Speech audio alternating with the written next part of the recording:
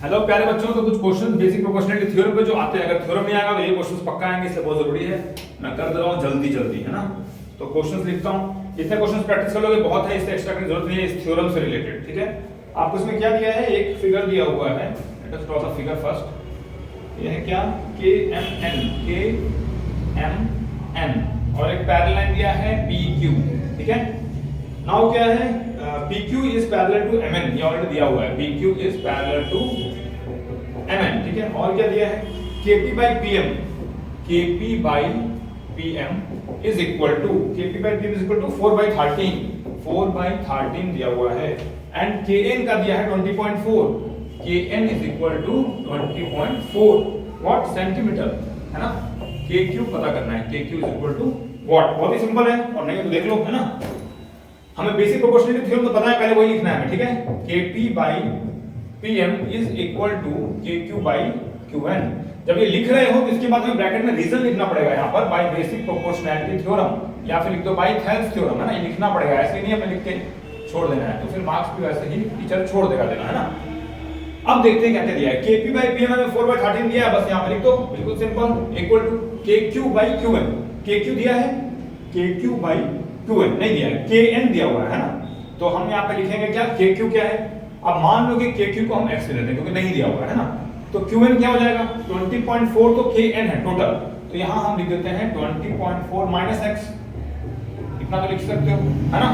तो हम यहाँ पे क्या लिख देंगे, x divided by 20.4 minus x, ऐसे लिख सकते हो, है ना। तो अब क्या लिख सकते हैं हम, हमें Kq चाहिए, है ना, मतलब x चाहिए। अब इसको हमें सिंपलीफाई करना पड़ेगा, करते हैं, है ना। implies, अब क्रॉस मल्टीप्लिकेशन कर दो, ठीक है। 4 into 20.4 minus x will be equal to 13x, है ना। this implies 4 into 20.4 कितना हो जाएगा, 4 4 का 16, 1 कैरी ओवर, 1 4 2 का 8, एक के बाद point 81.6 minus 4x will be equal to 13x, which implies that 13x plus 4x will be equal to 81.6, which implies that 13 plus 4 is 17x will be equal to 81.6. This implies that x is equal to 81.6 divided by 17. अब देखते हैं ये होता है कि नहीं, 81.6 को 17 से करना है ना, 81.6 को हमें 17 से डिवाइड करना है। Now 17 5 जा 85 होता है, 17 4 जा लगाते हैं, 17 4 जा हो जाएगा 68, है ना। यहाँ पे कितना बचा, 3, एंड यहाँ पे आ गया 1 एंड 6, यहाँ पे आ जाएगा आपका पॉइंट, है ना। नाउ 136 किससे हो सकता है, तो 17 into 10 170 हो जाएगा, उससे तो नहीं होगा। 9 जा 17, 8 जा 17, देखते हैं 8 जा कितना होता है, 8 7 जा 56, 5 कैरी ओवर 136, है ना। तो 8 हो जाएगा यहाँ पर 17.8 और 136 एंड 0, यहाँ हमारा क्या आ गया, हमारा यहाँ पे आ गया 4.8 सेंटीमीटर, है ना। ये क्या है, हमारा x आया, यानी कि KQ, this implies KQ is equal to 4.8 centimetre. हमें क्या पता करना था, K is equal to find KQ, है ना। तो हमने KQ निकाल दिया, अब आप चाहो तो वैसे Qn भी निकाल सकते हो, अगर बोले 20.4 माइनस दिस कर दो, है ना। तो इस टाइप के क्वेश्चंस बहुत ही इजी हैं, इस टाइप के क्वेश्चंस आप अगर छोड़ के आओगे तो फिर भविष्य बहुत खतरे में है ना। और इसमें कोई डाउट है तो मुझे कभी पूछ सकते हो, कमेंट कर सकते हो, है ना। लेकिन इस टाइप के क्वेश्चन बहुत इंपॉर्टेंट है, 1-2 क्वेश्चन और मैं कर देता हूं, है ना, अगर आपको डाउट है तो, ठीक है। इसको मैं रब कर दे रहा हूं, थोड़ा फास्ट रब करने की प्रैक्टिस करता हूं, है ना, क्योंकि अब टाइम भी बहुत कम है, तो देखता हूं मैं फास्ट रब कर पाता हूं कि नहीं। अगर मुझे और फास्ट करना चाहिए मुझे कमेंट करना, मैं और फास्ट करने की कोशिश करूंगा, लेकिन पढ़ते रहो मेरे दोस्त, टाइम बहुत कम है ना। चलो अगला क्वेश्चन करते हैं। ओके, थोड़ा मैं सांस लेता हूं एक बार, है ना। तुम भी सांस ले सकते हो बीच में, अगर सांस नहीं ले रहे हो तो, है ना, सांस लेना नहीं भूलना है हमें। नेक्स्ट क्वेश्चन, एक और फिगर दिया हुआ है सुंदर सा, यहाँ फिगर में आते हैं थोड़ा, ठीक है। ये दिया है हमें A B C और एक पैरेलल जा रहा है यहाँ पर DE, यहाँ पे हम पैरेलल बनाते हैं DE, है ना। ओके, नाउ इसमें क्या दिया हुआ है, D is parallel to BC, ये तो लिख ही सकते हैं, DE is parallel to BC, comma, and AD by DB is equal to 3/5 हमें दिया हुआ है, AD by DB हमें दिया हुआ है। AC is equal to 5.6, AC is equal to 5.6, बहुत कुछ दिया हुआ है ना। नाउ AE आपको फाइंड आउट करना है, ये AE कितना होगा, है ना, AE हमें फाइंड आउट करना है ना। AC भी दिया हुआ है, अब क्या करोगे आप, वही पहले भगवान का नाम ले लो, उसके बाद शुरू करते हैं। तो हमें पता है AD by DB equal to क्या होता है AE बाई EC। अब देखना है AD बाई DB हमें दिया हुआ है तो हम लिख देंगे, है ना। AE बाई EC, AC हमें दिया हुआ है ना, AE और EC में से हमें केवल AC दिया हुआ है, वही करेंगे जैसे किया था। यहाँ पे इसको x ले लो और टोटल कितना है AC 5.6, यहाँ हम 5.6 माइनस x ले लेंगे, है ना। इसमें कोई डाउट नहीं होना चाहिए। अब देखते हैं क्या लिखते हैं हम लोग। AD बाई DB में दिया तो 3/5 लिखते हैं equal to AE by EC, AE हमने x ले लिया है और EC हमारा 5.6 माइनस x है ना, सिंपल। अब यहाँ पे फिर से वही क्रॉस मल्टीप्लिकेशन करेंगे, this implies that 3 into 5.6 minus x equal to 5x. This implies that 3 से मल्टीप्लाई करो, 6 6 18, 1 carry over, 16.8 minus 3x is equal to 5x. This implies that 5x plus 3x will be equal to 16.8.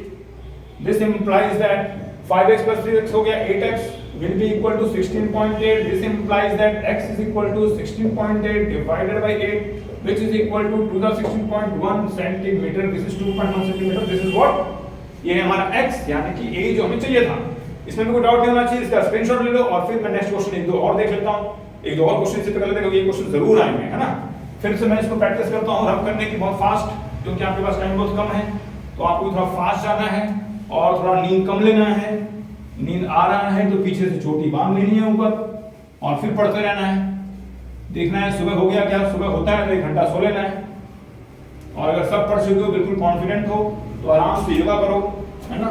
दोस्तों को बताओ जो आता है।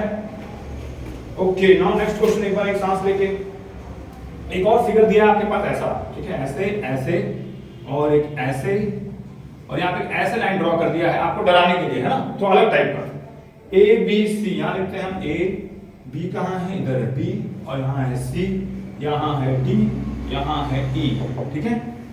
Now it has been given D is parallel to BC, जैसे सबने देता है DE जो है हमारा वो पैरेलल है BC के, मतलब ये इसके पैरेलल, समझ लो आप यहाँ से देख रहे हो, है ना।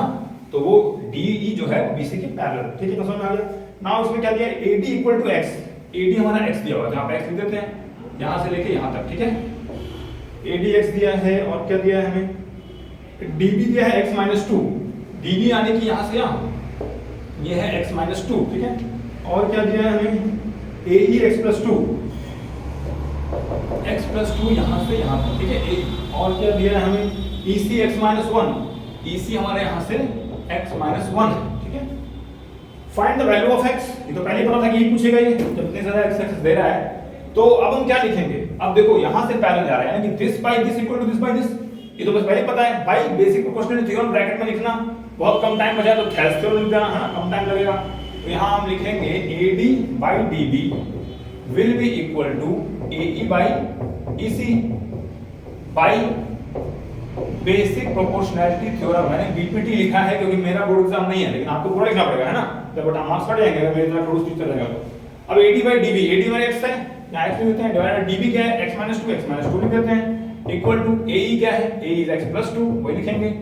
EC क्या है, x-1 लिखेंगे, और सेम करेंगे जो पहले किया, cross multiplication, x into x-1 will be equal to x+2 into x-2, है ना।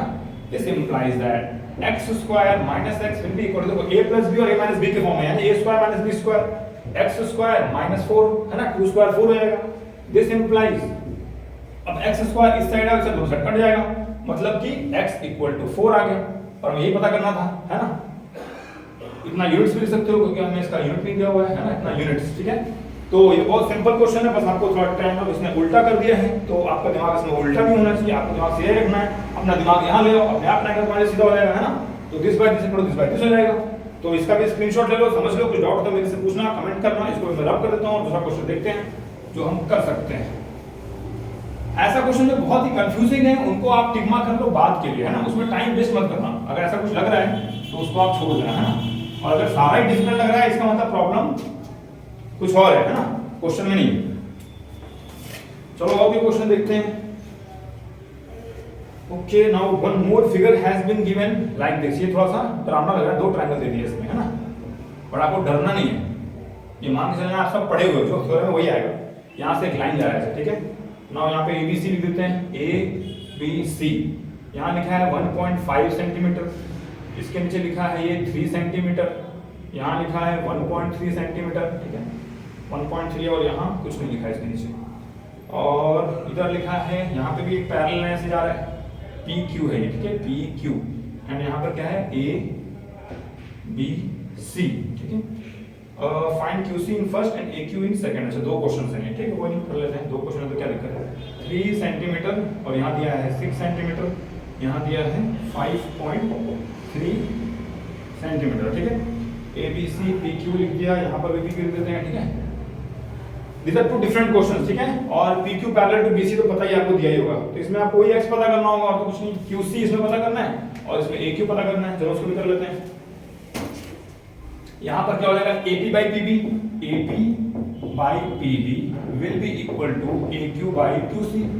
This implies that A P कितना है 1.5, पी बी कितना है 3, इक्वल टू ए क्यू कितना है 1.3 डिवाइडेड बाई क्यू सी कितना है, क्यू सी नहीं पता है तो क्यू सी लिख देते हैं, ऐसे ही जैसे है।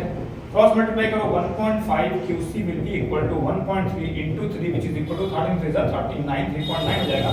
This implies Q C will be equal to 3.9 divided by 1.5 equal to 39 बाई 15 ले सकते हैं। नाउ ये 3 से कट जाएगा, 3 5 and 3 13 is equal to 5 2 10 and 5 6 2.6 आ गया है ना, 2.6 सेंटीमीटर, क्योंकि यहाँ सेंटीमीटर दिया हुआ है। तो ये हमारा हो गया एक क्वेश्चन, ये सेकंड पार्ट था, ठीक है। दो क्वेश्चन एक साथ नहीं है। इसमें भी सेम लिखेंगे, A P by P B will be equal to A Q by Q C. This implies A P कितना है 3 और पी बी कितना है 6 इक्वल टू ए क्यू कितना है नहीं पता तो ए क्यू रहने दो, जो पता है उसको लिख दो। This implies by cross multiplication 5.3 into 3 करेंगे, है ना, 5.3 विल बी इक्वल टू, यहाँ पे क्या है 6 ए क्यू हो जाएगा।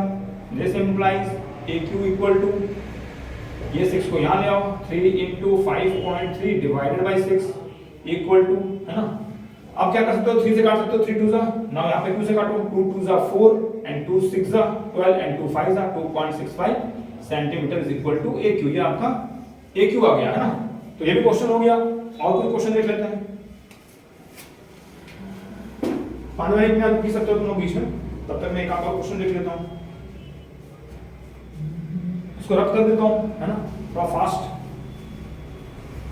इनके स्क्रीनशॉट्स लेते रहो, इनको पहले खुद से प्रैक्टिस करो, है ना, ऐसे ही देख के नहीं याद रखना है, पहले खुद प्रैक्टिस करो, फिर देखो हो रहा है कि नहीं, फिर देखो कहाँ गलत कर रहे हो। एनालाइजेशन से हो कहते हैं, एनालाइज जितना ज्यादा करोगे उतने अच्छे से मैथमेटिक्स होगा, है ना। क्योंकि हमने बहुत सारी रफ कॉपी भर दी है, तभी जाके इतना सारा प्रैक्टिस हुआ है ना, जब आपकी उम्र में थे। ओके, ये हो गया। नाउ देखते हैं कोई और क्वेश्चन।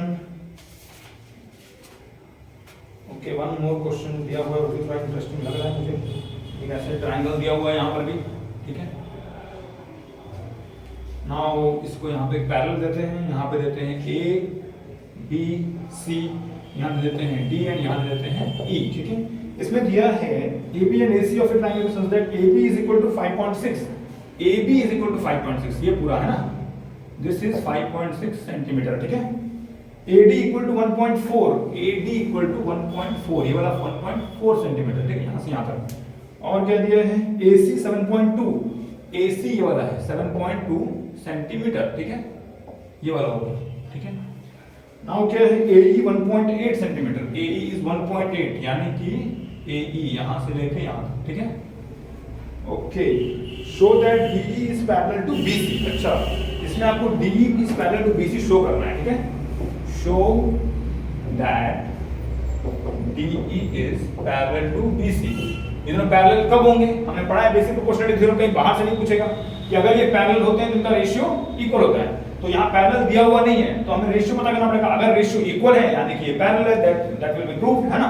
तो हम यहाँ पे क्या लिखेंगे, AD by DB will be equal to, AD कितना है 1.4 दिया है, DB कितना दिया हुआ है 5.6 माइनस 1.4 हो जाएगा, 5.6 माइनस 1.4, है ना, एक तरह से हमें दिया ही हुआ है। इक्वल टू क्या हो गया 1.4 डिवाइडेड बाय, इसमें से माइनस कर लो, 6 में से 4 चला जाएगा 2 हो जाएगा, 5 में से 1 4 हो जाएगा, इक्वल टू 14/42 लिख सकते हो। एंड यहाँ पे 2 7 जा 2 2 जा 1 जा 7 3 जा इक्वल टू 1/3 लिख सकते हो, है ना। ऑल्सो अब हम उस साइड देखेंगे, AE, इसको फर्स्ट क्वेश्चन दे देखेंगे, ये first question, AE by EC will be equal to, AE कितना है 1.8 डिवाइडेड बाय EC कितना है नहीं दिया हुआ है, तो हम लिख देंगे 7.2 minus 1.8 will be equal to 1.8 divided by, इसको माइनस करो, यहाँ पे हो गया 4 और यहाँ पे हो गया 5 5.4 equal to 18/54, and we know that 18 3 जा 54 होता है इक्वल टू 1/3। ये हो गया सेकंड। अब आप लिख सकते हो फ्रॉम 1 एंड 2, ठीक है, from 1 and 2 AD by DB is equal to AE by EC implies DE is parallel to BC by basic proportionality theorem. मैंने बीपीटी लिखा है, आप पूरा लिखोगे, ठीक है। तो इस टाइप का क्वेश्चन कर सकते हो। ऐसे बहुत सारे क्वेश्चन हैं, प्रैक्टिस करते हो, ये सब एग्जांपल्स के क्वेश्चन हैं, आराम से हो जा रहे हैं। और बहुत मुश्किल क्वेश्चन आपको नहीं करना है, इतने ज्यादा बेकार टीचर नहीं मिले हैं, वो भी टीचर जो है अच्छे ही क्वेश्चन बनाते हैं। एक तो थोड़ा डिफिकल्ट हो सकता है, पर उसके लिए आप सारे डिफिकल्ट पढ़ते रहो, पूरा कंफ्यूज हो, उससे फायदा नहीं है। अगर आपने इजी क्वेश्चन सारे सॉल्व कर लिए हैं तो आप डिफिकल्ट में स्विच करो। अगर आपको सब कॉन्फिडेंट है कि सब आता है ना, नहीं आता तो अच्छे से पहले उन्हीं को पढ़ो, ठीक है। चलो मैं थक गया, थोड़ा सांस लेता हूँ, पानी पी लेता हूँ, उसके बाद फिर से ऐड करूंगा, है ना, पानी पी के। Bye bye.